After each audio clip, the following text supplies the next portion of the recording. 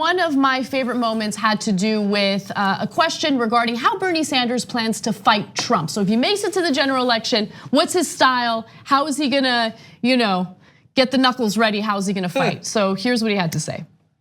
If you're the Democratic presidential nominee and you're on the debate stage with President Trump, how will you engage with him?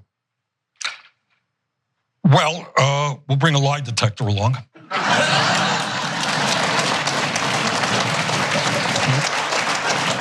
And every time he lies, it goes beep. That would be the first thing. But I think the fraud that Trump is, the pathological liar that he is, has to be exposed.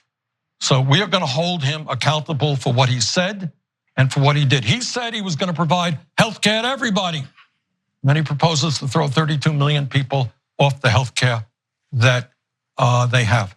He said, you all remember, he said, I'm a different type of Republican. I'm not going to cut Social Security, Medicare, and Medicaid. And he brings forward a budget that does just that.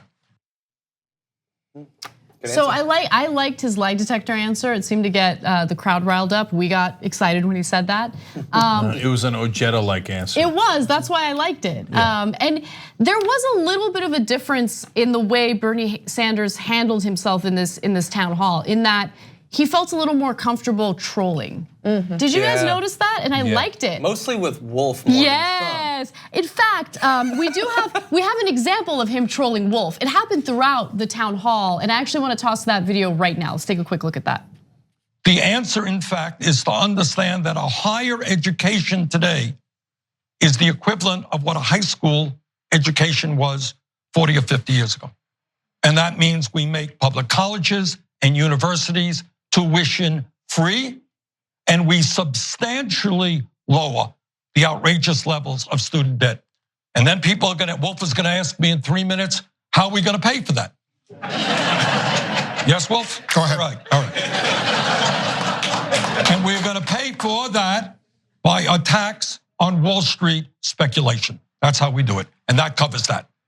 Now, I found it interesting that last year, many of my conservative friends didn't bother to ask Donald Trump how he would pay for $1 trillion in tax breaks to the 1% and private corporations. And if we can give $1 trillion in tax breaks to people who don't need it, we can make public colleges and universities tuition free all over this country. So I can't tell with Wolf Blitzer if he's got a dry sense of humor or no sense of humor. No sense of humor. And he's like, Wolf is gonna ask me in 3 minutes how I'm gonna pay for it. Wolf's like, go ahead. Yeah, it's very unclear. It's like, is he a robot or not? Like it's like, what's the test where you test if robots are actually human? There's the Turing test. I feel like, I'd love to give him that one. Yeah, Blitzer is right on that cusp. There was also this one moment in the town hall where Bernie was giving an answer to something, and he's like, during this one debate, I don't remember if it was you, Wolf, on CNN, or if it was CBS, like same. All your little shows. Yeah, there was a lot of those little moments throughout the town hall that I personally enjoyed, but I'd like to think that Wolf Blitzer was a little annoyed with Bernie, but I'm reading too much into it. I have no idea. I think he was annoyed before the town hall started. Probably. I think he's generally annoyed.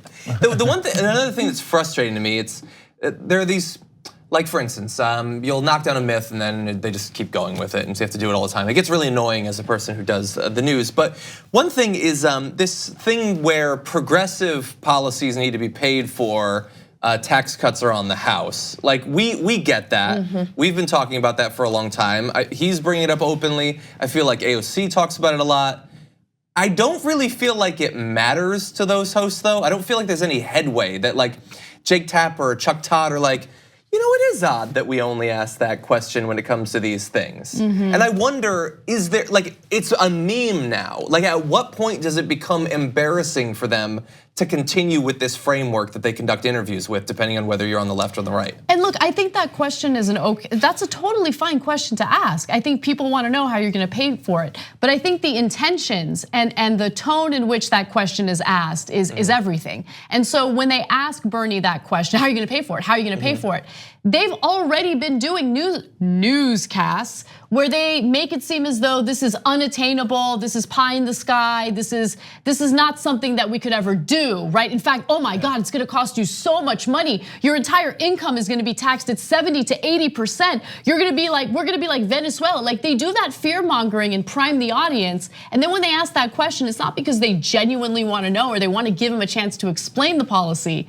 They want to, it's a gotcha question. It's a gotcha question, yeah. But I like that he comes correct and he's prepared and he knows how. And we're gonna show you the video of how he's gonna pay for things in just a minute. But Cenk. Yeah, it's just one thing that ties both what John and Anna said was, so they did that thing about, the Koch brothers do this study and it says that Medicare for all costs 32 trillion. But even within the study, they explained that if you actually just pay the Medicare rates, it'll actually save the country overall $2 trillion. So it'll save 34 trillion. So, and obviously the difference between 34 and 32 is the 2 trillion that we would save.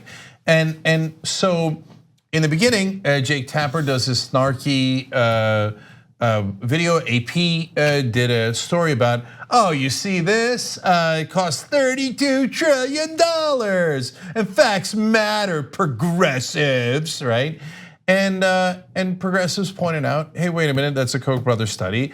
And it actually saves us money. And then Associated Press seemed to even respond to our video correcting them on it. And they said, okay, fine. The Koch brothers did finance that particular portion of that university that financed that study. And yes, if you do, and this is like right in the middle. And there's one quick sentence or paragraph about, yes, if you do pay Medicare rates, which is what you would do under Medicare for all, that it would save money, but, it's still a lot of money. I don't know how you're gonna pay for that, and taxes would have to increase, and yada, yada. So in other words, we were right. But to John's point, they've all forgotten that already. So now every article I read does not mention that it's a Koch study, does not mention that even according to that study, you save money, does not mention that that we pay twice as much as every other developed country in the world on healthcare. And it just completely not only loses the context, which makes you question their journalism, but is honestly at that point, without that context, massively tilted towards the right-wing position. Absolutely, because that is, and I go back to the safer position for money. And I think, unfortunately, we're staring down the reality that authoritarianism and xenophobia and building a wall on the US-Mexico border is safer for money than providing healthcare for all people. And that is a hard pill to swallow as someone who believes in democracy and wants to love this country more than I already do.